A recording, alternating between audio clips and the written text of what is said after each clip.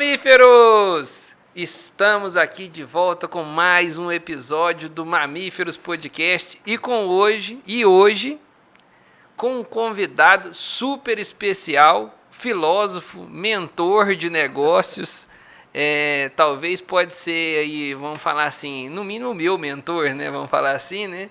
É uma pessoa que me ajudou muito, que eu tenho profunda consideração desde o primeiro contato.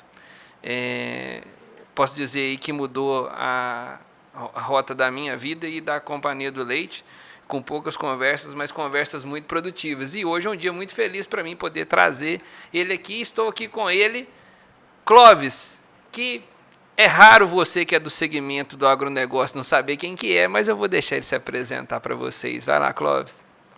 Boa noite, prazer estar aqui. Sou Clóvis Correia, sou veterinário, sou um dos fundadores do Reagro, trabalho com gado de leite a minha vida inteira. Na verdade, fui fazer veterinária por causa da minha paixão pelas vacas de leite. E anos depois, contrariado com alguns modelos de educação que eu não conseguia acreditar, resolvi, junto com outras pessoas, fundar uma instituição de educação que tem por propósito educar e levar um conhecimento que pode ser aplicado imediatamente por quem o recolhe, né? E estou há 20 anos nessa jornada de educar para o agro. Hoje trabalhamos com pecuária de leite, corte, café e grãos, mas minha origem está no leite. É um grande prazer estar aqui. Obrigado por suas palavras. Quem dera ser digno delas, mas muito obrigado de qualquer forma. Clóvis, antes da gente até passar para os nossos colegas aqui, eu queria que você também desse uma palavrinha sobre o Reagro.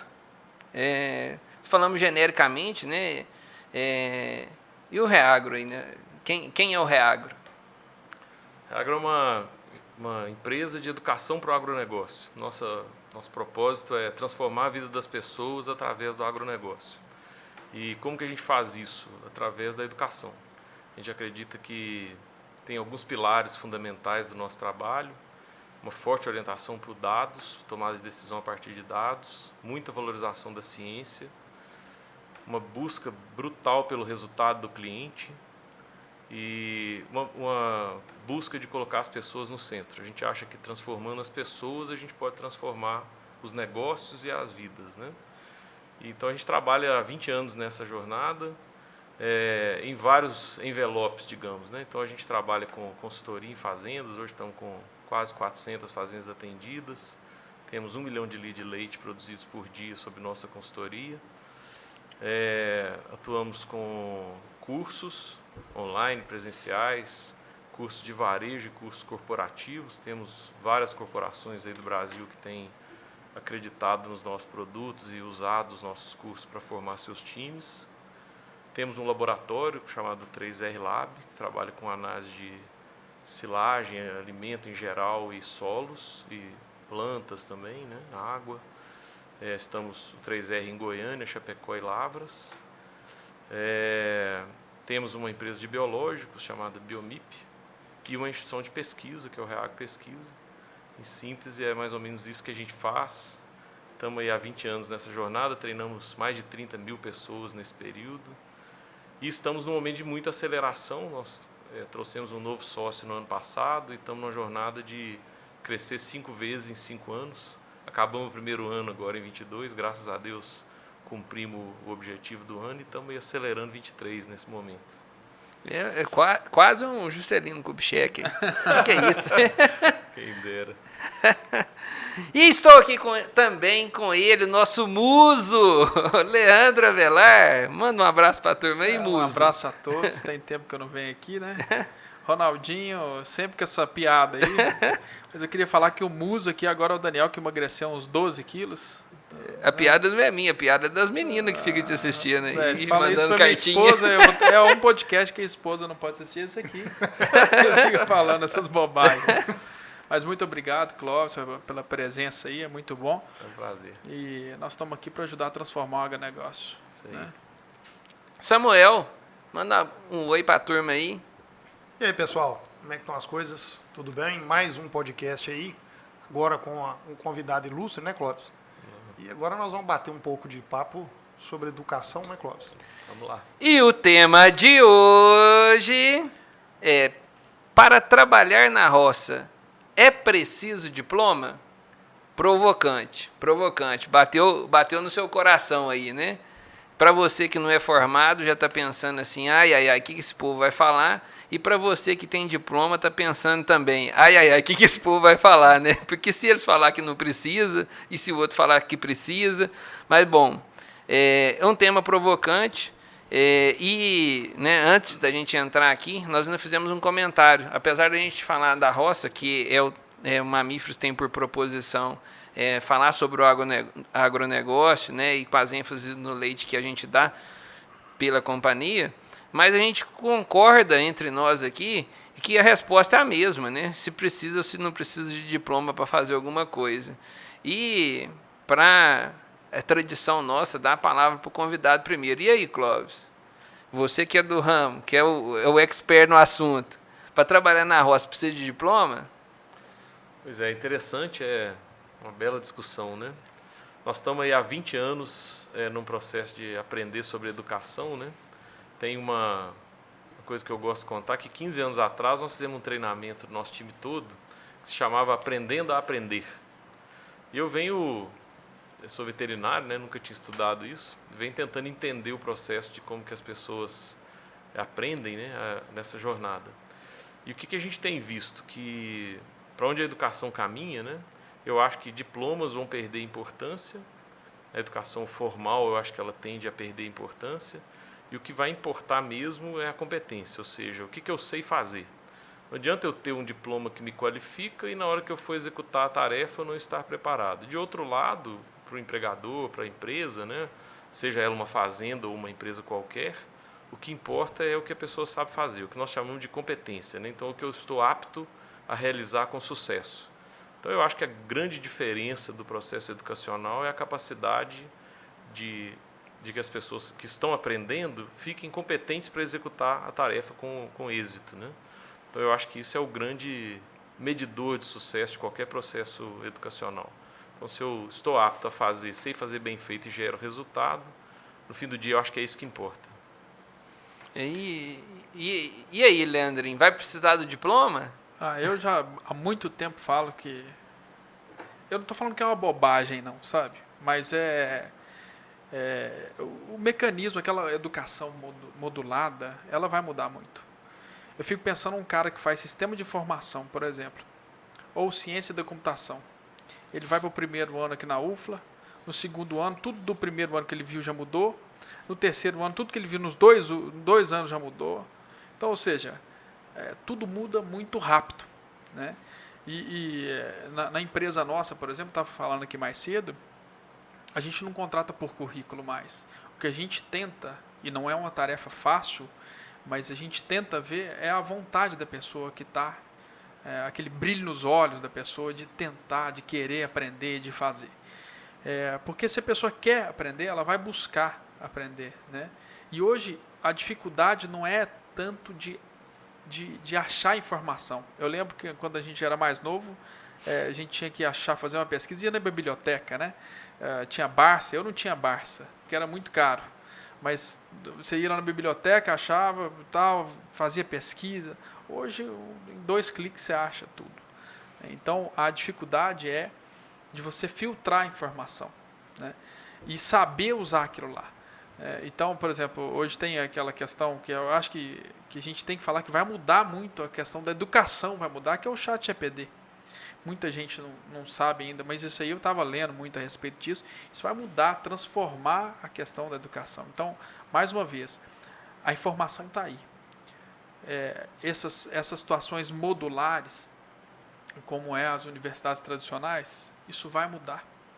A pessoa vai ser muito mais um filtrador, né? Ela vai filtrar aquilo lá e vai aprender realmente a fazer.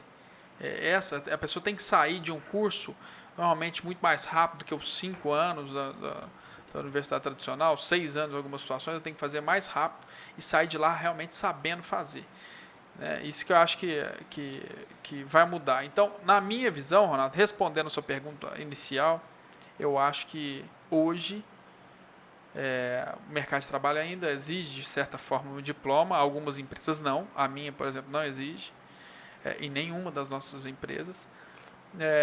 mas isso tende a mudar e vai mudar muito rápido. Eu acho que isso aí é uma coisa que vai mudar muito rápido. Antes de ouvir o Samuel, eu vou fazer uma provocação à nossa audiência. Vocês estão acostumados, seguidores mais fiéis, a ver minha provocaçãozinha aqui do microfone de ouro só lá no meio pro final. Então hoje eu vou faturar mais cedo, Clóvis. Vou cobrar deles a assistida mais cedo. Pessoal, vocês sabem que a minha cobrança é barata. Você que veio nos assistir agora, que só pelo famoso está aqui, né? E ainda não segue a gente nas redes sociais, dá uma carreirinha lá no Instagram, segue a gente lá no Instagram, e se você ainda não está inscrito no nosso canal dos Mamíferos aí no YouTube, para tudo, vai lá, se inscreve no nosso canal, compartilha esse conteúdo lá naquele grupo da família e no grupo dos produtores de leite, e depois você volta, beleza? Voltando para o assunto, Samuel, aprofunda nessa história do diploma para nós aí. Traduz isso aí. Vai precisar de diploma ou não vai? Bom, acho que o resumo foi... E cuidado com o que você vai falar, porque o homem aqui é dono de escola. Se você falar que não vai precisar de diploma, você quebra a firma do cara. Você está atrapalhando o convidado. Na verdade, o diploma tradicional é que ele banalizou. Eu acho que é mais por aí. Então, o zootecnista, o veterinário, o administrador, o engenheiro, o advogado, hoje tem no quilo. Você chuta uma pedra, tem 3 debaixo de qualquer um. E aí? Que hora que você mostra a sua competência? Né? Por que eu sou diferente de todos os outros do mesmo diploma? Eu consigo fazer, eu consigo entregar, eu consigo entender o que você está me pedindo dentro da empresa? Eu acho que é por aí que o diploma perde o sentido. Não adianta eu ter se eu não consigo entregar. Eu preciso de ter alguma coisa de diferente de todos os outros diplomas que chegam dentro do RH. Então, eu sou veterinário, eu sou zootecnista, eu sou agrônomo, vou trabalhar com gado de leite, eu conheço vaca, eu sei o que ela come. Eu não vou sabe, Samuel, assim, eu gosto muito do aprender fazendo. Sabe, porque assim, muitos profissionais que a gente pega, por exemplo, saiu da universidade tradicional, né, em Lavras, enfim, em outros lugares, a universidade modulada, tradicional, zona, sai sem saber fazer. E vai aprender, na verdade, fazendo. Então, você rolou a bola para chutar. Então, você rolou a bola sem para querer. chutar. Para não deixar vocês irem embora, fica comigo aí, eu vou te contar sobre os 3 assuntos que nós vamos falar hoje dentro do contexto do diploma. O primeiro item é o seguinte: o conhecimento está perecível ou não está? Adianta você ter o diploma e aquilo lá vai durar para sempre, isso vai acabar? Né? O conhecimento, nesse momento, ele vence, para falar mais fácil. Perecível é uma palavra difícil, né? Aquilo que você sabe passa a não valer nada. Bom, o outro item, a gente aprender fazendo, foi a provocação que o Leandro fez ali, né? A necessidade de saber, de fato, pegar um processo do começo ao fim, né? Ou seja, colocar a mão na massa ali e entregar o resultado no final. E, por fim, nós vamos falar um pouco sobre a questão de pegar a informação, né? Essa questão da inteligência artificial, entre outras coisas, o poder da informação na geração de resultado, né, na mudança do comportamento do trabalho e por aí vai, né? Ou seja, processamento de dados, um pouco disso dentro do contexto da educação. Então nós vamos atuar nessas 3 linhas e hoje, se isso aí te deixou curioso, fica comigo que eu vou passar a bola para o Clóvis aqui agora. Clóvis, essa história, eu queria levantar uma bola para você cortar aqui agora. Eu fiquei preocupado com esse negócio da gente falar que se precisa ou não precisa de diploma, com a pessoa que, né, sócio fundador da maior empresa de educação voltada para o negócio hoje. Acho que a gente pode dizer até assim, específica, né, que só trabalha com isso, que não é diversificado, tal, que está focado no agronegócio. A Agro é uma importantíssima empresa hoje de educação para o agronegócio. E eu acho que nós precisávamos de destrinchar isso para o pessoal, né? Por que nós estamos fazendo essa provocação para o pessoal assim, em relação ao diploma e como é que onde que entra o Reagro nessa história de que o conhecimento é perecível? Legal. Primeiro, não há nenhum desconforto para o Reagro da gente discutir se o diploma tem ou não valor. Acho muito interessante a colocação do Samuel quando ele diz que banalizou, né? É fato, né? Existe uma mudança intensa nos últimos 20 anos no processo de educação superior no Brasil e, infelizmente, né, com uma oferta gigantesca de cursos, com raras exceções, é claro, e boas exceções, mas com muito problema com qualidade. Então, hoje é fato que nós temos uma enxurrada de profissionais no mercado que recebem o diploma, mas não recebem a habilitação profissional, não recebem a competência de saber fazer. Então, e para nós está tranquilo, nós nunca vendemos diploma e nem pretendemos, né? O que a gente busca é que a gente tenha um credenciamento da nossa marca, de que quando a gente tiver alguém que fez um curso, o mercado reconheça que houve diferenciação e que nós estamos entregando com qualidade, né? A gente tem feito um grande esforço ao longo dos anos para isso, né? E sobre a questão da jornada, né, eu acho que tem um conceito muito importante. Eu vou te fazer um corte, porque acho que é importante, porque eu acho que o Clóvis conseguiu separar claramente o que a gente queria dizer nessa última frase, né? Porque a nossa provocação em relação à necessidade do diploma é que você que está nos assistindo do lado daí já deparou com um profissional formado, seja lá em qual for a área, que chegou na roça e não sabe fazer nada. Nada daquilo que você precisava. Vamos falar assim, ó, chega aqui na Companhia do Leite hoje para ser contratado, 10 veterinários para a gente fazer treinamento, está dando essa média. 10 veterinários que a gente faz, que chega para a gente fazer treinamento, 8 não sabem dar toque em vaca. Entendeu? E isso assim, e esse já foi peneirado no currículo de 700 pessoas. O negócio Entendeu? de diploma, eu acho que assim, ele é relevante se o cara saber fazer. Então o que importa mesmo é o cara saber fazer. Entendeu? Eu tenho diploma, papapá. Pô, você sabe fazer? Sei. Beleza. Então, esse é o ponto da separação, assim, que ter o diploma apenas não basta. Saber fazer é mais importante. Então, essa mensagem que a gente queria passar para não gerar nenhum tipo de confusão em quem está de lá achando que nós estamos desprezando o diploma. Nós estamos falando que o papel é insuficiente. Só ter o papel pregado na parede da sua casa não vai te tornar capaz de entregar aquilo que o mercado está precisando neste momento. É exatamente isso. E aí, quando o Clóvis fala assim, ó, o Reagro nunca pensou só em entregar diploma, quer dizer que está preocupado com, de fato, tornar a pessoa competente. Né? Acho que essa é a mensagem. E o que a gente está buscando é certificar competência. De dizer, esse cara está apto para fazer tal coisa. Eu acho que a educação do futuro vai nessa direção. Nós vamos certificar o que o indivíduo sabe fazer. Isso é o que o mercado quer comprar. Porque ninguém quer comprar um diploma. As pessoas querem comprar, como o Leandro falou, e dar emprego para quem vai lá e executa e resolve o problema. Então, acho que a competência é o que importa, né?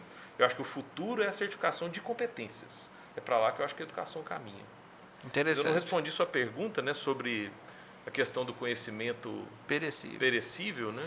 E o que a gente... Eu vou fazer uma analogia para as pessoas pensarem, né?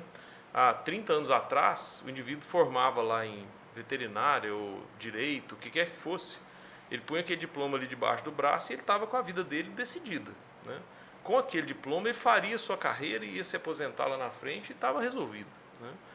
Isso acabou, né? Assim, por que acabou?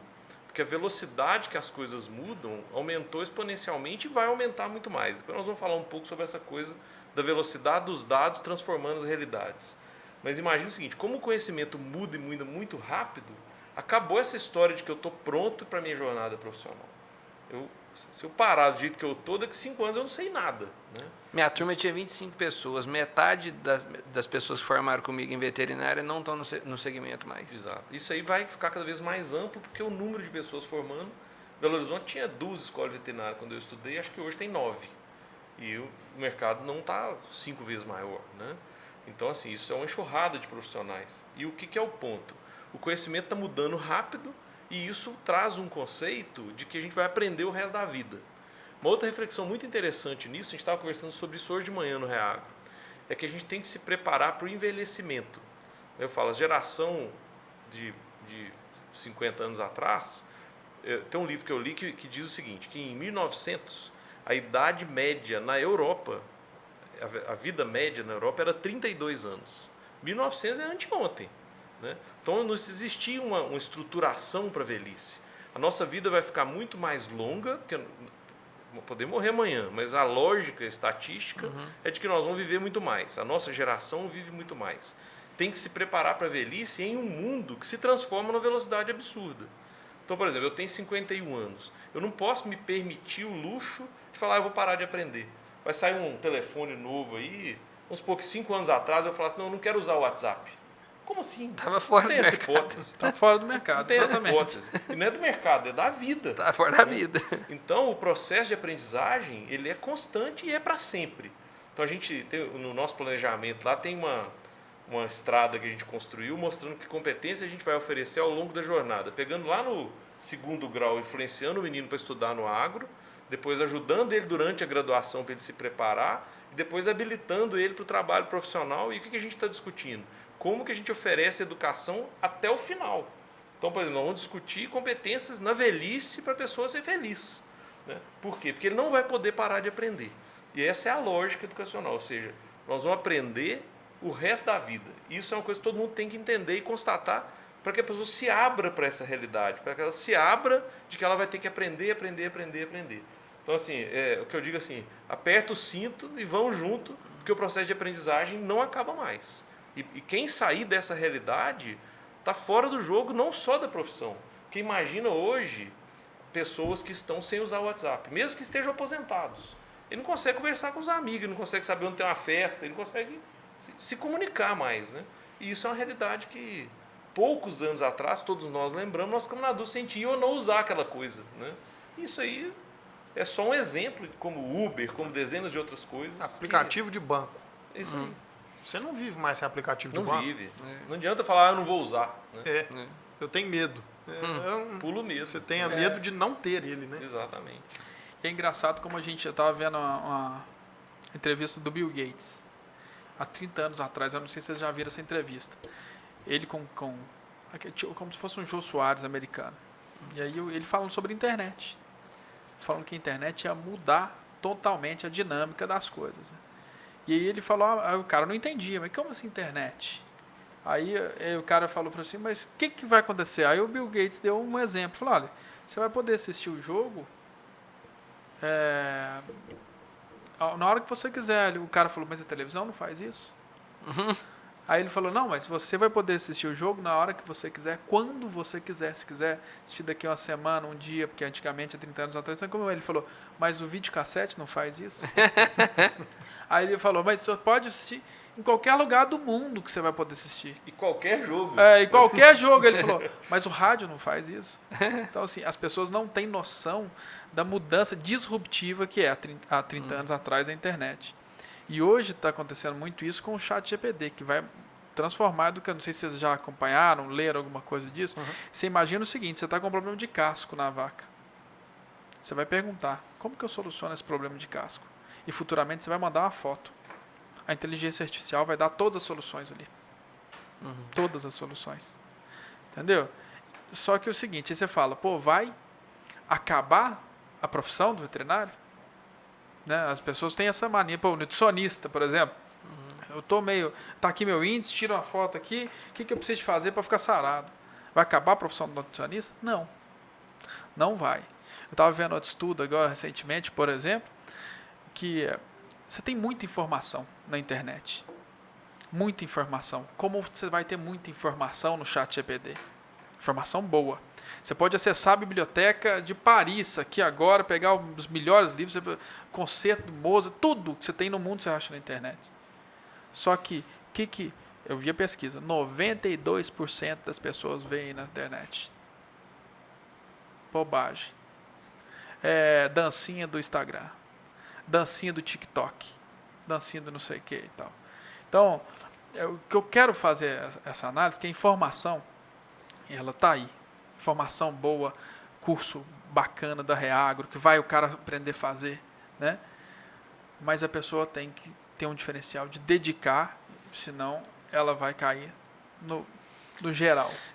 Não é só te cortando, Ronaldo. Tranquilo. Não é só o chat te responder. Ele vai te responder, não, beleza, você vai pegar essa vaca, você vai lavar o casco, primeiro você vai prender ela no tronco, você vai levantar a pata dela, você vai lavar com água e sabão, fazer isso, fazer aquilo, você vai pegar a rineta, vai fazer a limpeza, depois você vai aplicar o medicamento assim, então, o cara sabe fazer. Mais uma vez. Aí, de novo, é a competência, né? A informação tá lá. E é bom, eu ia falar nisso aí eu achei que ficou longo demais minha fala, eu varei. Mas é isso, é o saber fazer. Porque agora você pensa um curso tradicional de veterinário agronomia, um curso tradicional, que você vai lá, aprende teoria X, Y, Z. Cara, essa teoria já tem tudo no chat GPT, a hora que o cara quiser ele vai achar. Agora, e o saber fazer? Tem? Tem uma pergunta simples que é assim, você vai ver a receita do bolo, um bolo desse de fazer em casa, lá na internet. Você já aprendeu? Não. Você só vai aprender a hora que você fizer o bolo. Se você fizer o bolo, você vai errar o primeiro, aí você vai corrigir o erro. Na hora que você fizer o terceiro, quarto bolo, você aprendeu a fazer o bolo. E tudo o conhecimento é desse jeito. Ou seja, a gente vai aprender aquilo que a gente faz, a gente toma posse desse conhecimento. E o que é o detalhe a mais na provocação do Ronaldo? Que daqui a 2, 3... Que é a minha visão do processo de aprendizagem. Eu aprendo, coloco em prática, colho o benefício disso, mas daqui 3, 4 anos está obsoleto. Eu vou ter que aprender de novo. Esse é o processo que nós temos que entender que mudou. A gente... eu notei aqui, para não esquecer, dois estudos que eu li sobre, que eles estão muito ligados a essa questão do que nós estamos falando do conhecimento ser perecível. Um foi um estudo mostrando, a cada 5 anos se produzia mais informação do que toda a história anterior. Esse estudo foi atualizado para 3 anos. A cada 3 anos se produz mais conhecimento do que toda a história passada. Né? Então, assim, isso é um negócio desesperador. É bizarro. Antes de você acabar a faculdade, de 5 anos, antes de você acabar a faculdade, pode ser que aquilo, né, pouco você vai usar. Esse tradicionalismo do ensino, né, você tem o ensino real, que é moderno, que você aprende competências, você sai de lá sabendo fazer. Agora tem o ensino tradicional, que a gente estudou nele, eu estudei nele. Eu fiquei 5 anos na Universidade Federal de Lavras. Eu fiz um curso depois, fiz um MBA fora do país, aprendi em 1 mês mais do que eu aprendi em 5 anos na universidade. Porque é muito focado ao saber fazer, a competência. Então eu acho que esse é o grande diferencial. O outro estudo é um estudo da ADEL, mostrando que 85% das profissões vão deixar de existir até 2030. Ela pode, às vezes, até manter o nome, mas ela não vai ser nada a ver com o que ela é hoje. 85% das profissões vão deixar de existir. Gente, é uma loucura, né? Esse dado. É um poder mostrando aí o poder de transformação no qual a gente vai entrar. E aí, eu, um dia, ouvindo um podcast, porque eu também consumo, né? Eu vi um cara, um professor, falando o seguinte, que nós precisamos de começar a aprender também a lidar com o novo. Aprender esse processo de que você precisa estar se atualizando, acompanhando a mudança de cenário para você conseguir viver com um cenário diferente daquele que você estava esperando. E assim, a gente pode dar um exemplo grosseiro, né?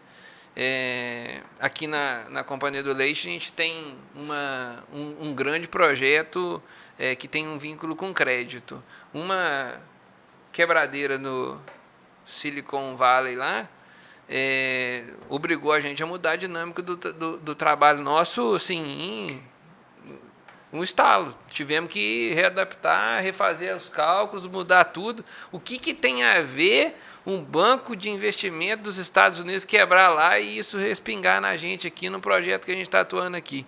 No primeiro momento você acha que não tem nada a ver, mas uma turbulência enorme que nós tivemos que surfar hoje aqui, meia hora antes de entrar para essa gravação. Então, enfim, né? Cada mudança que a gente tem de cenário, cada coisa que acontece no mundo pode levar a gente a ter que nos adaptar, né? E estudar mais e buscar alternativa e por aí vai. Conhecimento perecível, Clóvis, você anotou 10 coisas para poder falar?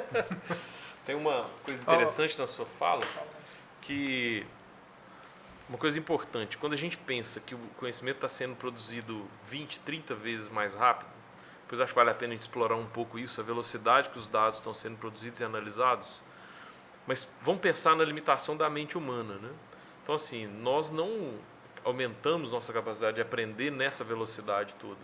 O que significa para mim que nós vamos ter que saber escolher o que a gente vai aprender. Porque ninguém... Por outro lado, né, a fala do Leandro é muito interessante, fala assim, por outro lado, o conhecimento está disponível, né? Então, assim, vocês veem os nossos filhos aí, não sei se vocês têm filhos, mas assim, eu vejo meus filhos assim, qualquer coisa que eles querem saber, eles vão lá no Google, em 2 minutos eles respondem, né? Então, o conhecimento está disponível. Agora, nós vamos ter que saber escolher o que a gente vai fazer. Por quê? Porque tem, em qualquer coisa que a gente for, uma infinidade de possibilidades, produzindo uma velocidade absurda. Ou seja, nós vamos ter que aprender a também escolher o não. Escolher o que a gente não vai fazer. Porque nós não vamos conseguir ser bom em tudo. E também tem um outro componente muito legal, que para mim isso reforça a necessidade de trabalho em equipe. O resultado espetacular não será produzido por uma pessoa. Ele será produzido cada vez mais por equipes. Por quê? Porque as equipes são complementares, cada um é mais competente num pedaço. Quando eu me formei, eram raras as equipes profissionais trabalhando com veterinária no Brasil. Hoje você vê que as grandes empresas que estão conseguindo sucesso são empresas que estão trabalhando em equipe. É muito difícil alguém ser competente sozinho num mundo tão dinâmico e muda tão rápido. Né? Bom, mais algum comentário sobre o conhecimento perecível? Não, acho que tá... Acho que nós estamos podemos alinhados. Eu vou avançar, eu vou dar um passo aqui em relação ao seguinte. Clóvis, essa história, né, que você contou para a gente, né, não é bem uma história, né, esse fato que você traz para a gente da necessidade do aprender fazendo, né, sendo uma metodologia muito trabalhada pelo Reagro e por tudo que a Reagro acredita, estuda, para poder replicar. O que você está querendo dizer com aprender fazendo? Quais as importâncias disso aí? Legal. Queria fazer algumas provocações. Queria que vocês pensassem como que nós fomos educados. Né? Primeiro, nós fomos educados com um professor que tinha o posto de quem sabe, ensinando um monte de alunos que teoricamente não sabiam. Né? Segundo, ele falava lá na frente, muitas vezes escrevia num quadro, né?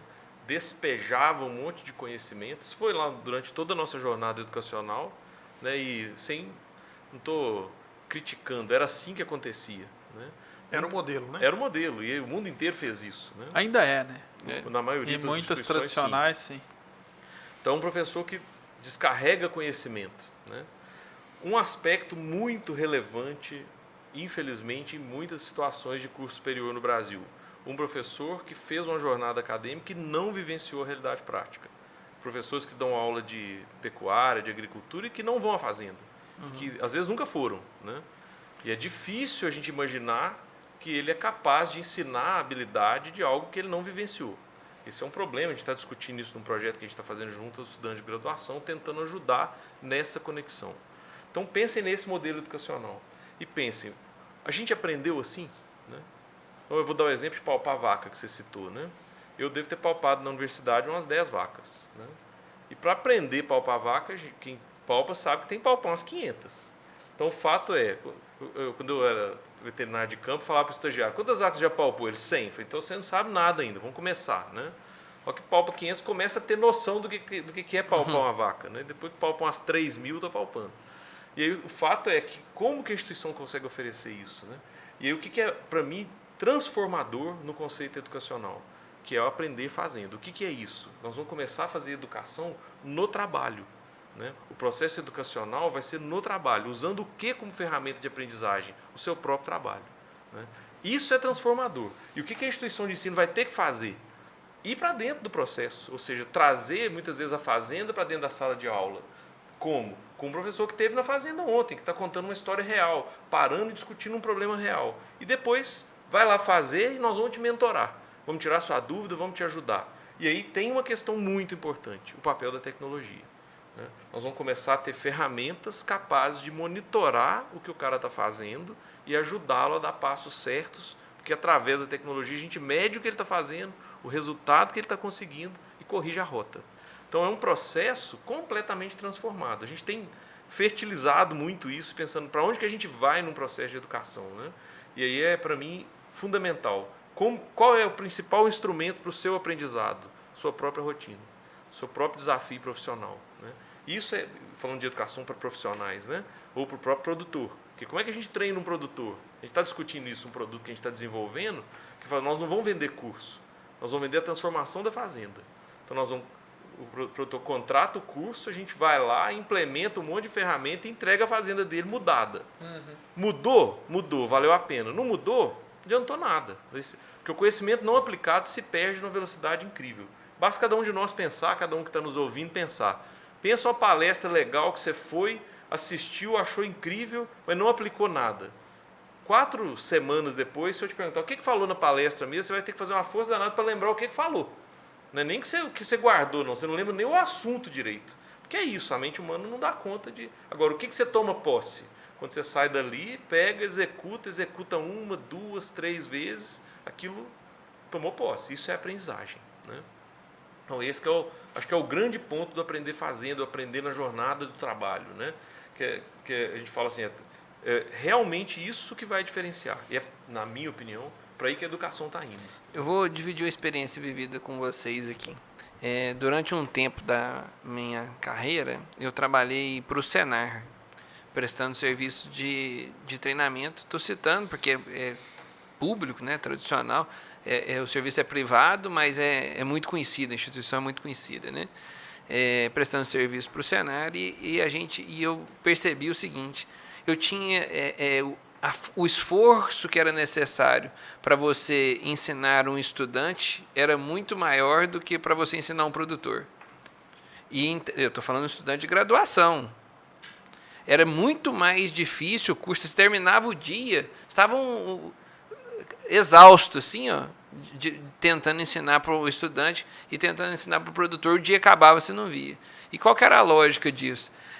O produtor, quando você estava discutindo um determinado, seja qual fosse o tema com ele estava realizando aquilo na casa dele. Ele já tinha a imagem na cabeça, ele estava projetando aquilo. Você chama que ele tem modelo mental, né? Ele já tinha o modelo daquele negócio na cabeça, a conversa fluía muito mais rápido, enriquecia com os exemplos, né?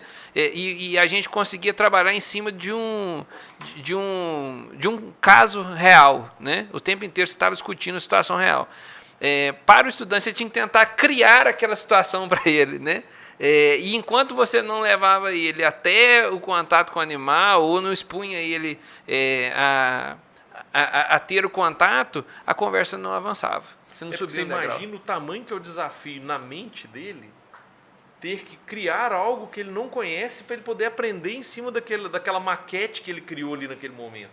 É muito desafiador. E eu concordo com o produtor, porque isso é muito legal.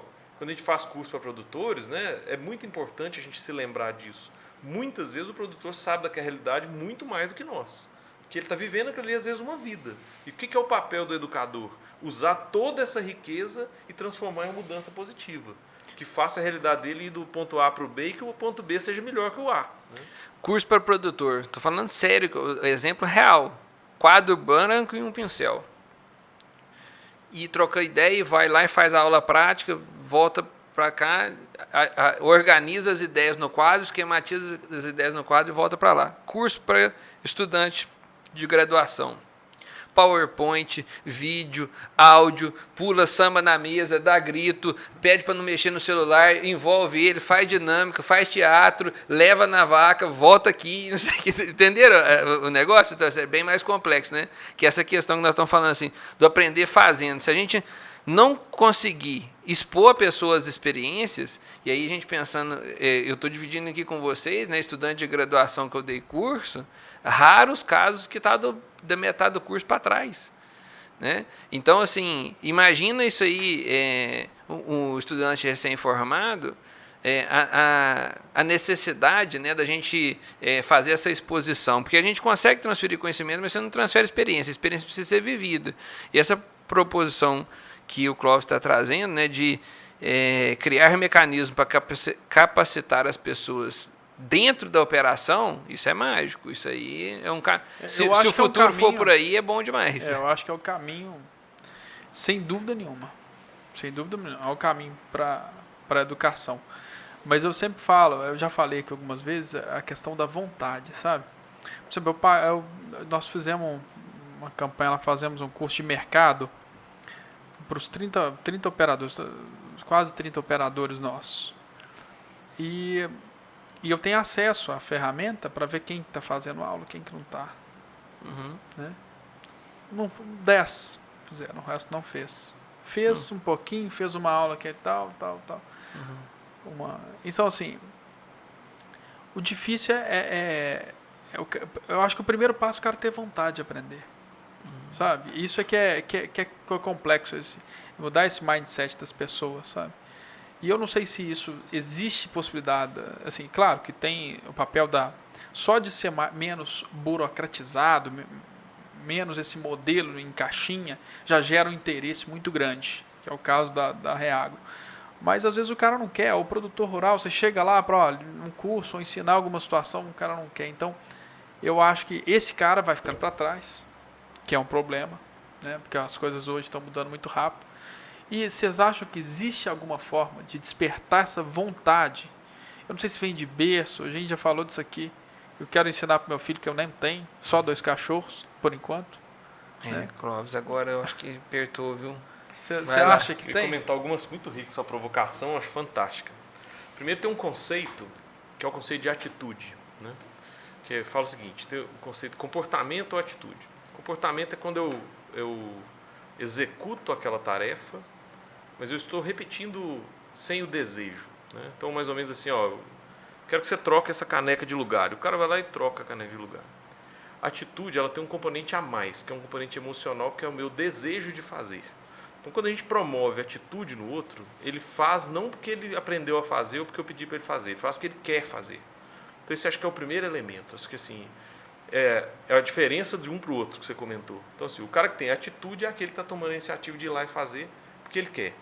Aí tem um elemento muito interessante no processo de aprendizagem, que quando a gente entende que não existe o ensinar, só existe o aprender, porque, ou seja, ninguém ensina ninguém, porque não existe essa atitude, eu vou te ensinar uma coisa. Isso é impossível.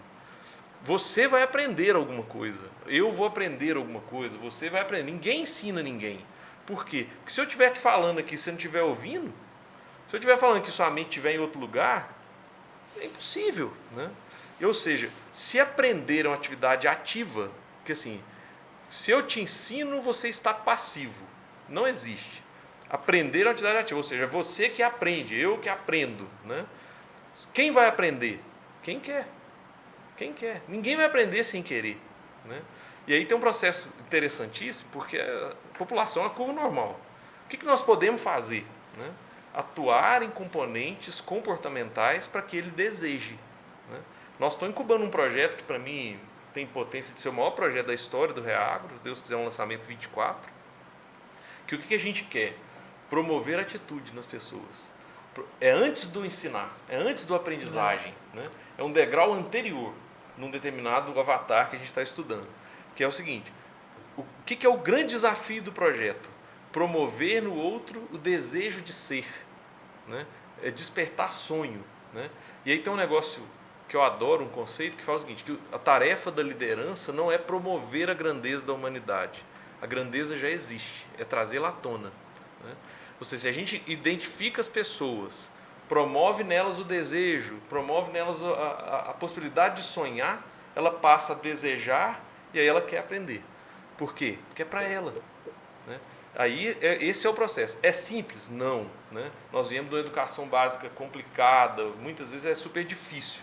Eu não estou aqui tentando simplificar esse processo. Eu sei que ele é complexo, mas o que eu acredito? Nesse processo de gerar sonho, gerar desejo, gerar atitude e aí sim gerar aprendizagem. E aí essa pessoa se diferencia. Vai ter sempre a curva normal, né? O cara que está se dedicando muito e o cara que está se dedicando pouco. A gente vê nos projetos nossos, tem hora que a gente assusta com, às vezes, um baixo nível de engajamento e algo que poderia ser muito transformador. Eu lembro uma vez que eu participei de uma palestra aqui na UFLA, depois uma pessoa se expressou ao final da palestra e o palestrante falou assim, eu saio de casa de manhã para salvar uma alma. Se eu salvei a sua, eu já ganhei meu dia. Estava falando para 200 pessoas, mas uma pessoa se expressou, falando, eu entendi, e falou assim, para mim já valeu o meu dia. E aí esse é o processo, né? E uma coisa importante, sem alongar demais, né, mas assim, vamos ter que lembrar que a transformação do ser humano é lenta, né? A humanidade caminha a parte tartaruga, né? Ou seja, a gente não vai pegar as pessoas com a varinha mágica e transformá-las de um dia para o outro. Nem nós somos capazes de fazer isso, né? E conosco mesmo, né? Então, assim, o processo de educação é um processo gradativo. Ô Clóvis, eu acho que uma coisa fundamental que você falou é de criar o desejo e trazer à tona o que é esse desejo, essa vontade de mudar, de aprender, de fazer alguma coisa. Porque hoje a gente está numa geração de tudo pronto. Em vez de ter que ir lá na Barça buscar no índice da Barça qual que era o volume que tinha, procurar lá na Barça o que era, digitou no Google, ou então falou para o Google e te trouxe a resposta pronta. E o chat GPT vai piorar. E hoje, com essa entrega de tudo pronto, na mão de todo mundo, com Uber que te busca em casa, poxa, quando a gente era pequeno, o sonho, 16 anos de idade, o que você queria? Você, como adolescente, queria fazer o quê? Aprender a dirigir, tirar a carteira o mais rápido possível. No mês que você fazia os 18 anos, você ia lá, tirava a carteira o mais rápido possível. Né? Por quê? Porque você tinha que dirigir o carro. Você dirigia o carro, você ia para as festinhas, você ia atrás das meninas. Não era assim? E hoje? Não quer tirar a carteira não. Uber, me busca aqui, me traz de volta. E por aí vai. Então, a gente vê uma geração de tudo pronto. Então, para que eu vou aprender? Está pronto. Eu pergunto para o Google e o Google me diz. E agora? Como é que a gente faz para realmente trazer à tona essa vontade, esse desejo de realmente aprender? Isso é que é o difícil, né? Essa questão do Uber que você falou, eu acho que é uma mudança geracional. Né? Isso aí eu não vejo. A gente tem que acompanhar as gerações. Eu me pergunto muito isso também. Assim, o meu filho vai ter outras ambições. Eu não tenho filho, mas eu fico me perguntando muito. Possivelmente ele vai andar de Uber, vai gostar. Isso aí. Mas o que eu falo, o que eu falei no começo aqui na empresa, que eu busco brilho nos olhos, sabe? As pessoas falam de vontade, você falou de desejo. Eu acho que essa é a chave fundamental para a mudança e para o aprendizado. Né? Então, esse projeto que vocês vão entrar no ano que vem, eu achei fantástico, porque eu acho que antes do aprendizado vem a vontade. Antes do aprendizado vem a vontade. E nós temos que tentar, de alguma forma, né? Eu ainda não sei, eu fico divagando muito nas minhas catarses, mas é de tentar mapear e tentar passar e tentar trazer essa vontade, sabe? Eu queria dividir uma coisa com vocês, vivi dessa semana. Deixa eu fazer Vai lá. Só porque eu queria muito aproveitar a sua fala.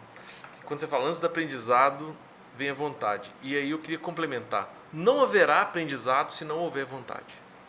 Porque aprender é ativo. Ou seja, se eu não desejo aprender, eu não vou aprender. Ninguém fará isso por mim. Isso é muito legal. Se a gente ficar com esse conceito aqui, acho que ele é muito rico. Que fala assim, aprendizagem demanda vontade, demanda atitude, demanda desejo. Não acontecerá se não houver. Né? E isso é fundamental no processo educacional. Né? Mas desculpa, eu te interrompi, mas eu acho que era muito importante a gente sedimentar isso. Exato. Eu vou ser mais claro para você. É igual para namorar. Se não subir, não vai. Entendeu? Então, assim, você tem. Para aprender, vai ter que ter tesão por aprender. Você está ficando mais claro agora? Acho que para a vida, né? Para a vida inteira, para viver, mas para aprender é fundamental. Acho que ficou mais claro agora. Tem que ser ativo. E o engraçado, assim, o cara que tem vontade, e nós temos funcionários, assim, quando ele tem vontade, ele às vezes não precisa ter diploma. Entendeu? Ele às vezes não tem curso, mas se ele tem vontade, ele vai correr atrás de um. Ele vai se especializar, entendeu? Ele vai buscar. Então, o segredo é esse, você tentar captar a vontade, a pessoa tem que ter vontade. E não é papo de coach, não, que eu não sou coach, não, mas é o básico, gente. A gente tem que ter vontade e vontade de aprender. É isso. Eu vivenciei essa semana um negócio que para mim foi intrigante. Eu tinha me deu um acesso de preconceito, eu estava com uma plateia heterogênea, eram umas 30 pessoas assistindo, eu fazia uma apresentação na proposição de um projeto que nós estamos trabalhando. E tinha produtor de 50 litros de leite e de 5 mil litros de leite, literalmente. O exemplo é real. E aí eu julguei assim, eu acho que eu vou pular esse slide aqui do sonho, do desejo, da vontade. O que vai te motivar, mudar de vida, correr atrás e tal. Eu falei assim, eu vou pular esse slide. Aí me deu um plim assim na cabeça, falei assim, não, eu vou enfrentar. Por que eu queria pular? Porque na minha cabeça, o cara que era grande, que tirava muito leite, e era uma fração significativa da plateia, vamos falar assim, de 30 tinha uns 10, falei assim, o que esse cara vai querer mais da vida? Já é grande, já tem muita coisa e tal, acho que eu vou ficar incomodando esses caras.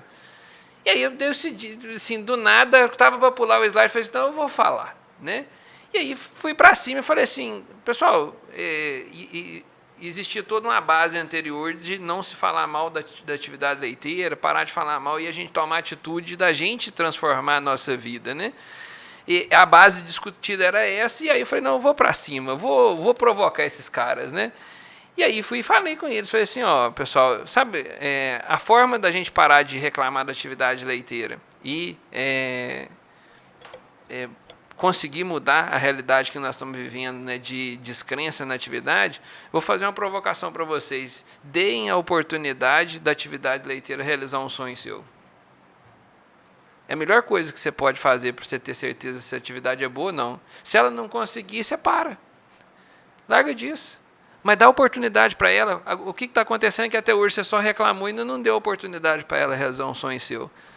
E aí, assim, cara, todo mundo com o olho cheio d'água e tal, aquele negócio, aquele clima assim, eu falei assim, agora eu acertei o coração desses caras, não tem tamanho isso não, isso aqui não importa aonde que o cara tá, porque todo mundo ficou pensativo, né, e assim, a gente sabia quem era quem na fila do pão, né, e assim, todo mundo ficou pensativo, e eu acho que esse negócio, a gente fala isso com os técnicos, a gente fala isso em treinamento, nessa história do sonho, é uma coisa extremamente importante. Se a pessoa não tiver ali algo que está fazendo ela levantar, né? Se ela não for impulsionada, se ela não, a gente precisa tirar a pessoa da inércia primeiro, né? E fazer ela ganhar essa postura ativa aí para depois pensar não só na aprendizagem, mas no futuro, na vida da pessoa, né? Se ela estiver parada, não vai virar nada. Mas sem dúvida a realização do sonho é motivador, sim, para despertar a vontade. Mas é complexo, porque não é evidente que não é só isso, né? E é difícil, cara, você achar essa fagulha, né? A gente tem que saber perguntar, né? O grande X da questão é perguntar. E nesse caso que você contou, você soube fazer a pergunta correta na hora correta. A história era longa, eu tive que resumir aqui, mas a base era essa questão, assim, não vamos parar de falar mal, né? E vamos ter algo ativo aí. Pessoal, nós falamos bastante do aprender fazendo, né? Colocar a mão na massa. Vocês trouxeram uma provocação interessante, que foi, para aprender fazendo, como é que nós vamos tirar a pessoa do zero, como é que nós vamos trazer a vontade, né? Clóvis fez um complemento interessante aí, que a vontade precisa vir antes, e vamos lá, o que complementa? Eu queria voltar numa coisa que ela passou aqui, eu acho que vale a pena. Nessa questão geracional, eu queria ir junto com a sua fala do seu slide. Eu acho que ela fez sentido para mim. Que eu acho, quando a gente pensa na questão da geração, tem uma coisa que eu já fiz essa pergunta algumas vezes para mim. Falei assim, a humanidade está andando para frente ou não? Nós estamos evoluindo como humanidade ou estamos andando para trás? E eu tenho convicção de que nós estamos evoluindo. Quando eu olho numa dimensão de tempo aí de 500 anos, eu acho que a humanidade hoje está muito melhor do que a humanidade era antes. Acreditando nisso, isso nos faz olhar para os jovens falando, eles são melhores do que nós, né? Ou seja, eles têm desafios e tudo, mas eles são evolução da humanidade, né? Eu tenho filhos adolescentes, filhos adultos jovens, né? E vejo isso, assim, eles têm competências muito interessantes. E aí o que é muito interessante a gente pensar? Esses jovens, eles têm um norteamento de valores muito forte. Essa geração que está hoje aí com 18, 17 a 20 anos, os jovens adultos aí, os adolescentes, né? Eles têm um olhar muito forte para propósito. O que eles estão fazendo aqui? Eles têm feito esse tipo de reflexão, né? E aí, indo para o seu slide agora, eu penso que é por aí. Sabe assim, a gente tem que tomar cuidado para não desqualificar isso, porque eles são símbolo da mudança. Eles são diferentes mesmo, eles nasceram digitais, né? É uma realidade diferente. O próprio efeito dos games, né? Eles jogaram desde 1 ano de idade, né? Eu aprendi a mexer com computador, já era estudante de mestrado, né? Então é uma outra realidade que eles viveram, né? Mas eles são muito voltados para propósito. E aí, para mim, está a chave do processo. Por quê? Porque é aí que a gente mexe. Eu acho que assim, são todos seres humanos na busca de si mesmo, na busca de sua legítima felicidade, né? E aí é que está a chave, quando a gente vai no processo. Porque o que você fez? Você usou uma competência da liderança chamada inspiração, né? Isso é estudado, isso é uma das 18 competências da inteligência emocional. Inspiração é a capacidade de fazer o outro realizar porque desejou realizar, porque sonhou, né? Então, um líder inspirador é aquele líder que faz o outro sonhar, né? E o que você fez foi isso, falou para o cara ir lá e voltar a pensar o que ele pode se realizar e tal, e aí ele foi para um lugar emocional de desejar alguma coisa. E para mim aí está a chave das questões geracionais, que é como que a gente vai para o mundo do jovem e discute com ele o que ele está buscando para a vida dele. Por quê? Porque no fundo ele é um ser humano que tem angústia, que tem dores, que tem dúvidas, e na hora que ele vai para esse lugar de buscar a si mesmo, é aí que está a chave da gente encontrar como que a gente tira ele do que a gente está considerando inércia e que às vezes não é. Não é só o nosso jeito de olhar para a atitude dele, né? Mas eu acho que é super importante, eu quis puxar, porque eu acho que essa coisa da geração que está chegando no mercado de trabalho, nós vamos ter que saber lidar com isso. Até porque nós vamos viver muito, eles vão estar conosco no mercado daqui a muito pouco tempo, né? E aí nós vamos ter que lidar com esses processos, né? Num episódio passado, complemento interessante, né? O Vinícius esteve aqui com a gente e ele falou o seguinte, falou assim, ó, nós também vamos ter que aceitar o seguinte, que essa pessoa, esse jovem, ele pode entender que aquela passagem que ele está tendo com você é um degrau para ele poder mudar. A vida dele é muito dinâmica, especialmente pós-pandemia, a pessoa entender se eu posso morrer a qualquer momento, né? Então, assim, eu acho válido complementar, né, dessa visão essas novas pessoas que nós estamos mexendo. Cabe entender que o sonho dele pode acontecer, onde que ele quer chegar, pode ser uma fração muito rápida ali e pode passar pela gente muito rápido, né? É uma observação interessante aí. Mais algum comentário nesse sentido, Clóvis? Maravilha. Pessoal, eu estou gostando porque nós estamos fiéis à pauta e nós vamos entrar numa última etapa aqui da nossa rota. Não fuja, me espere, que agora nós vamos falar sobre um assunto muito interessante, que é sobre a inteligência de dados, né? Como que a informação, como que o processamento da informação pode nos ajudar na educação, na transformação do trabalho. O que você fala para nós, Clóvis? Pois é, a gente tem pensado muito sobre isso, né? Você imagina o seguinte, uma empresa de educação que pretende ficar com o cara até ele morrer, o tanto que a gente vai ter que se reinventar nesse processo para que a gente seja uma solução educacional, né? Então, a gente tem uma crença que sempre nos norteou nesses 20 anos, que a gente leva para o nosso cliente, seja na sala de aula, na consultoria, tudo que a gente sabe. Então, eu lembro de um conflito muitos anos atrás que um trainee falou para mim, não, eu não vou levar isso aqui de jeito nenhum, eu custei para desenvolver essa ferramenta. Eu falei, cara, de que a gente não levar 100% do que a gente sabe, nós temos que parar de ser uma empresa de educação. Então, nós estamos nessa jornada de levar tudo que a gente sabe, num processo onde as informações são produzidas numa velocidade absurda. E aí, falando disso para chegar no ponto dos dados, o que a gente tem visto? Eu acho que isso é um processo que vai transformar o modelo como a ciência é produzida. Então, eu venho de uma geração de ciência, né, onde o meu experimento de doutorado foi um quadrado latino com 9 vacas, eu fiquei lá 4 meses ralando para produzir uma tabela num trabalho, né? E esse é um processo que a ciência foi produzida assim, com muito respeito pela ciência. Graças a Deus a gente conseguiu produzir tanta ciência nos anos para entender. Eu falo que o papel da ciência da vaca é entender a vaca. A vaca já sabe como que ela é desde que ela nasceu. Nós estamos tentando entender para a gente trabalhar melhor com ela. Mas o que eu vejo? A hora que a gente começa a colocar numa velocidade absurda o dado de 20, 30 mil fazendas e analisar isso estatisticamente com qualidade de coleta de dado, então a gente passa a coletar dado de maneira confiável e processar numa velocidade absurda. Nós vamos gerar conhecimento muito rápido. E é conhecimento científico, né? Com base, com sustentação. Isso vai alterar o processo. Sem contar um chat GPT que chega a informação, né? Então, isso tudo vai transformar a maneira como a gente aprende, a maneira como a gente ensina, né? Então eu vejo assim, esse é um processo gigantesco.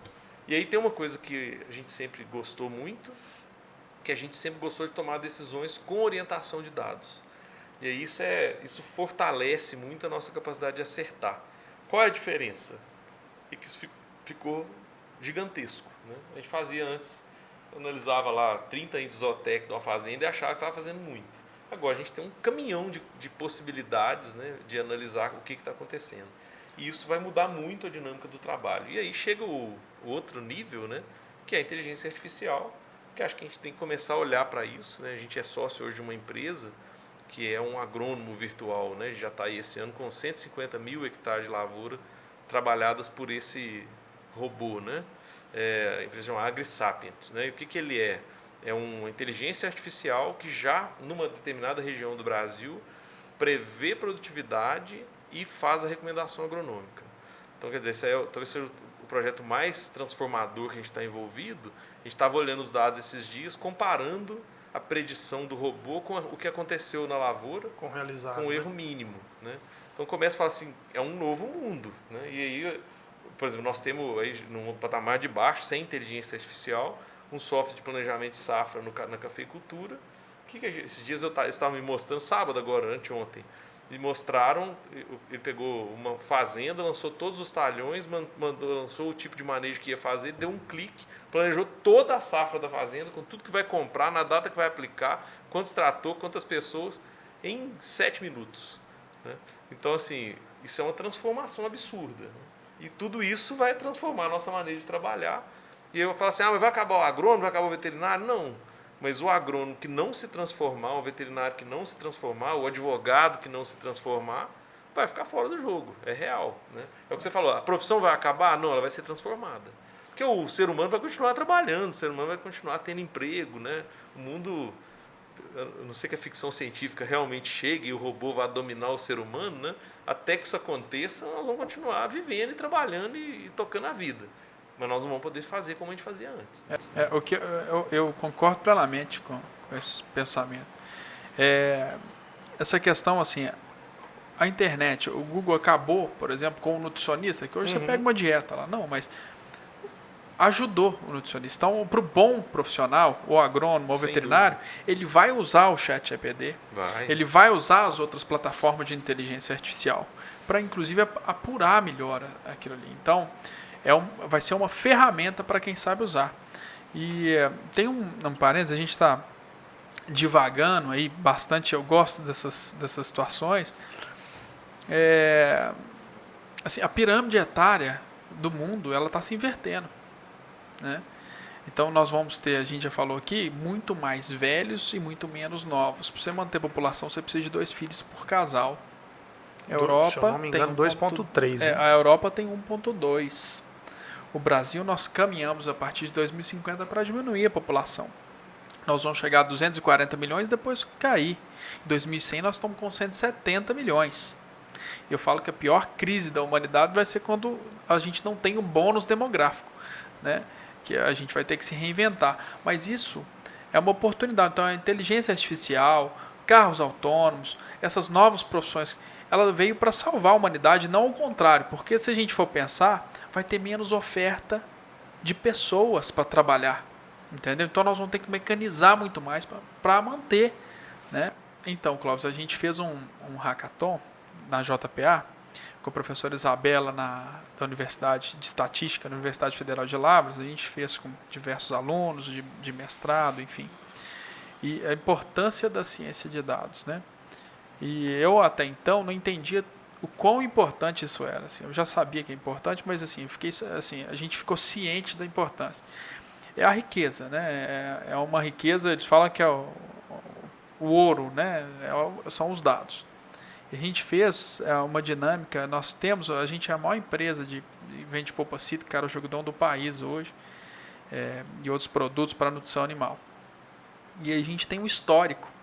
A gente começou há 14 anos, quando polpa cítrica era descartada. Eles largavam, que ela era um problema para as indústrias. Então a gente tem um histórico de preço de caroço algodão, de polpa cítrica e de diversos outros produtos. E eles fizeram uma análise de dados, pegaram o histórico de preços junto com várias variáveis, né? E chegou uma fórmula fantástica assim, para nós. Então, é fundamental. Isso aí foi transformador para a empresa e desde quando a gente usou aquela forma, a gente tem acertado em contratos. E é uma riqueza enorme, enorme isso. E a margem de erro para isso é muito baixa. E esse contrato é uma estratégia da empresa que a gente não divulga para o mercado. É claro que outros concorrentes a gente usa como uma riqueza para nós da empresa. Então, digamos que a maior riqueza da JPA hoje é essa questão de análise de mercado mais fidedigna que a gente tem. São os dados sendo São os transformados dados em inteligência. em né? inteligência e estratégia para nós, para a JPA. Eu acho que dificilmente algum cliente vai comprar no time certo e a gente dá o verde lá, ó, fecha, que agora é a hora. Dificilmente alguma empresa que faz o que a gente faz tem isso. O poder do trabalho com dados, né? O Samuel, você não comentou nada sobre a parte de dados voltado para processamento de informação, tomada de decisão no trabalho, voltado para a educação. Quando fala-se disso, eu lembro muito do professor Molion, que trabalha com a parte de climatologia, que ele trabalha muito com similaridade. E é o climatologista que mais acerta, exatamente porque ele pega sempre histórico. Então hoje, o que está acontecendo na data de hoje? O que a gente está vendo de chuva, de temperatura, de tudo? O que aconteceu nos últimos 6 meses? Então ele vai dentro de histórico, busca anos semelhantes e fala, de acordo com a similaridade desse ano, a tendência é que aconteça para o futuro, nos próximos 3, 4, 5, 6 meses, a tendência é de acontecer dessa forma. E quando a gente vai para mercado de insumos, para os acontecimentos dentro da fazenda, é a mesma coisa. Se você não tem histórico, como é que você vai conseguir prever alguma coisa ali dentro? Fica muito difícil. E eu não esqueço uma passagem de que eu fui fazer um fechamento de 2 anos de trabalho numa fazenda atendida. E depois que a gente fez toda a avaliação daquele 2º ano de trabalho, eu falei assim, muito bem, agora cadê o fechamento do 1º ano? E aí era o pai, né, o patriarca, ficou todo sem graça. Eu falei assim, o que aconteceu?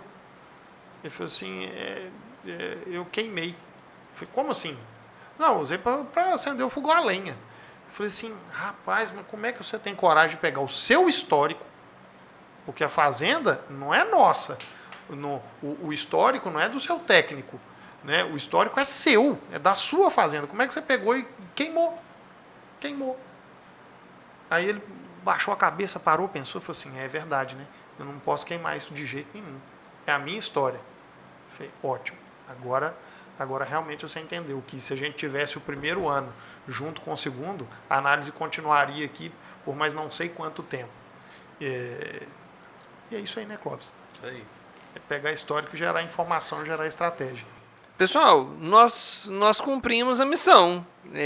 O que nós anotamos para falar e disciplinados, pouco mais de 1 hora, vai ganhar estrelinha todo mundo. Bom, o Clóvis, eu queria agora a gente começar a caminhar para as nossas considerações finais, né? A gente tem por tradição fazer um encerramento, trazer a palavra para todos, né?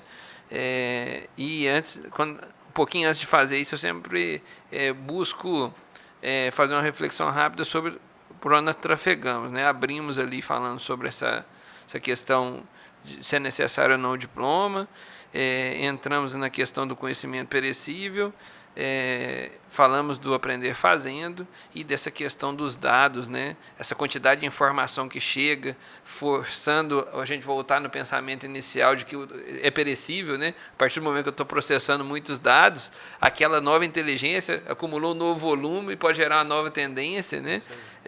Então, os dados participando de tornar o conhecimento cada vez mais perecível. Trafegamos por tudo isso e eu queria ouvir aí o que você deixa de mensagem final para os nossos ouvintes dentro da ideia da educação no agronegócio, da evolução do conhecimento no agronegócio. Interessante, eu fiquei pensando aqui sobre tudo que a gente falou, toda a complexidade do que acontece em qualquer processo do mundo mesmo, né? Mas eu queria deixar uma mensagem que eu acho que tem uma grande coisa boa nisso tudo, que à medida que a gente ganha capacidade de análise, de estruturação, nós vamos caminhar do complexo para o simples. O Leandro deu um exemplo extraordinário ali. Quando ele monta lá um algoritmo e é capaz de apontar o melhor negócio acendendo uma luzinha verde, ele pegou todo um processo de inteligência e transformou só numa luzinha verde, que para o usuário é só um ok. Compra hoje que está ok. Ficou simples a decisão. E nós temos que fazer isso nas fazendas. É para lá que a gente está tentando ir. O Hernando, que é o nosso líder do leite, tem falado. Ele quer encontrar um mecanismo para ter resultados extraordinários com pessoas normais. Como que a gente faz isso? Estruturando a inteligência do processo para fazer a decisão ser simples para quem está na ponta. É para lá que a gente precisa ir. Só para não ficar uma mensagem, não, mas então esse tempo ficou difícil demais. Pelo contrário, pode ficar muito mais fácil. Então, à medida que a gente estrutura como a fazenda funciona e leva isso, faz desse jeito que funciona, a gente já testou em 2.000 e pode fazer que vai dar certo, nós estamos simplificando a vida de quem está na ponta. E falando, faz assim, assim, assado, e aí faz o bolo, experimenta ele aí, deu certo, deu, faz de novo. Então nós temos que transformar do complexo para o simples, para que a gente construa escadas para o sucesso. A gente não pode olhar o sucesso e ver um abismo. Nós temos que olhar o sucesso e ver uma escada onde eu vou subir cada degrau e chegar lá. É para isso que a gente trabalha, é isso que a gente tem que fazer, é isso que a gente pretende fazer no processo aí nos próximos anos, que é levar para o produtor na ponta ou para o consultor que está ajudando o produtor, coisas simples que ele pode fazer amanhã e atingir resultado rápido. Chique no último, Leandro. Agradecer, obrigado aí, Clóvis, porque foi muito proveitoso hoje. Só agradecer meus companheiros aqui, Ronaldinho e Samuel, que tem tempo que a gente não vê, né, Ronaldinho? É isso aí. Obrigado, muito bom o tema, gostei demais. Eu acho que eu gostei, na verdade, dessa questão da educação. Muda muito rápido. O mundo está mudando muito rápido. E a gente tem que estar sempre aprendendo. A pessoa, os ouvintes que estão escutando aí, tudo que ele está fazendo na fazenda hoje, possivelmente em 3 anos já vai ter algumas coisas que serão diferentes. Então, a gente nunca pode parar de aprender. E a Reagro está aí para ajudar o produtor a ter essa dinâmica de não parar de se atualizar. É isso, obrigado mais uma vez aí. Só aproveitando, eu queria agradecer também, né? Foi mal educado aqui, né? Agradecer demais, foi um prazer estar aqui. Bom demais aí, conversar sobre educação e sobre vaca. É tudo de bom, né? Então, muito obrigado pela oportunidade. Eu sou um grande admirador da Companhia do Leite, o Ronaldo sabe disso. A gente tem feito uma jornada junto aí de troca de ideias e trabalhando junto em uma série de iniciativas também. Foi um prazerão estar aqui. Muito obrigado a vocês pela companhia, pelo debate, pelo bate-papo. Prazerão mesmo. Estou à disposição sempre. Samuel. Bom, mais uma vez agradecer, né, a presença de todo mundo, ao Clóvis que se deslocou lá de BH para vir para cá. E essa escada que você comentou, Clóvis, é uma das coisas mais fundamentais que eu enxergo quando a gente está participando aí do processo de treinamento da nossa equipe. E eu falo muito na sala junto com eles. Falei, gente, eu estou falando faça desse jeito, porque eu já errei. Não cometo o mesmo erro que eu já cometi há 15 anos, 10 anos, 5 anos atrás. Não faça isso, você vai errar. Então segue por esse caminho aqui. E nós vamos descobrindo junto, né? A gente, com a nossa equipe de supervisão, a gente está sempre oferecendo para os nossos técnicos a parte de acompanhamento. Você está com dúvida? Não fica com a dúvida, não. Pergunta ao seu supervisor, ele vai só catalisar essa informação. Vai te ajudar, em vez de você ter que ir no Google, a equipe toda que tem gente trabalhando aí no Brasil inteiro, né, em várias fazendas também, então alguém já passou por isso. Então não erre. Busque dentro do histórico, do arcabouço de informações que a gente tem dentro da equipe, que isso só facilita a vida e traz resultado e traz mais estratégia. Bom, Clóvis, eu queria te agradecer aí por ter vindo aqui, por estar aqui. Eu queria agradecer por estar aqui com a gente. Muito feliz mesmo com a sua participação esperada aqui, né? Te agradecer não só pela sua participação, mas também pela importância que você teve para a Companhia do Leite nos últimos anos. Todos os nossos encontros, a Companhia do Leite, o pensamento, o projeto de Companhia do Leite, ele deu um salto enorme. Em todas as vezes que eu parei para conversar com você, uma palavra, uma frase, que às vezes possa ser uma coisa simples, foi simples para você, mas que para a Companhia do Leite fez muita diferença. Então eu queria te agradecer publicamente isso, né? Você fez muita diferença para nós e vai permitir a gente fazer diferença para muitos produtores, para muitas pessoas lá na frente. Esses contatos, né, fez a gente amadurecer e vai permitir eu fazer uma conexão aqui com o que nós aprendemos aqui hoje. A todo podcast eu tenho tirado para mim ou um aprendizado ou uma reorganizada na caixa de ferramentas. Eu pego algumas coisas e coloco num lugar que fica fácil de eu usar ali na caixa de ferramentas, né? E para mim, o de hoje seria o conhecimento, ele precisa ser ativo, ou seja, você vai ter que querer aprender e vai ter que procurar alguma forma de que faça você querer. E o conhecimento, ele é igual carregar a bateria do celular, você vai ter que fazer todo dia. Maravilhoso. Né? Assim, é necessário aprender sempre, né? Porque para que a gente não fique desatualizado. E isso, né, nós estamos colocando em prática no momento que o Reagro e a Companhia do Leite se dá a mão para um projeto desse que nós queremos trabalhar muitos anos juntos, né? A gente pode contar isso aqui, que a gente está montando uma parceria de capacitação dos nossos técnicos, que não é um curso, é uma parceria contínua.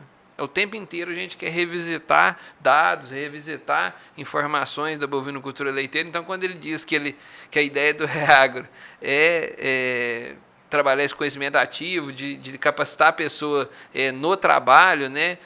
Purificar, melhorar aquilo que a pessoa, lapidar aquilo que a pessoa está fazendo no trabalho, né? Nós somos um exemplo disso, né?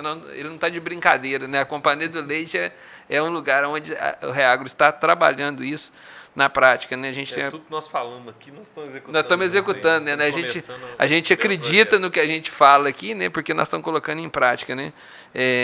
Então, assim, é uma parceria sólida aí que eu tenho certeza que vai produzir muitos resultados para a gente no futuro. Então, agradeço a você, agradeço meus companheiros aí por mais esse podcast. A você que nos segue sempre, vou chamar a atenção, se inscreve no canal aí, procura a gente nas nossas redes sociais. Um grande abraço para vocês e até o próximo episódio. Nós temos a tradição do brinde.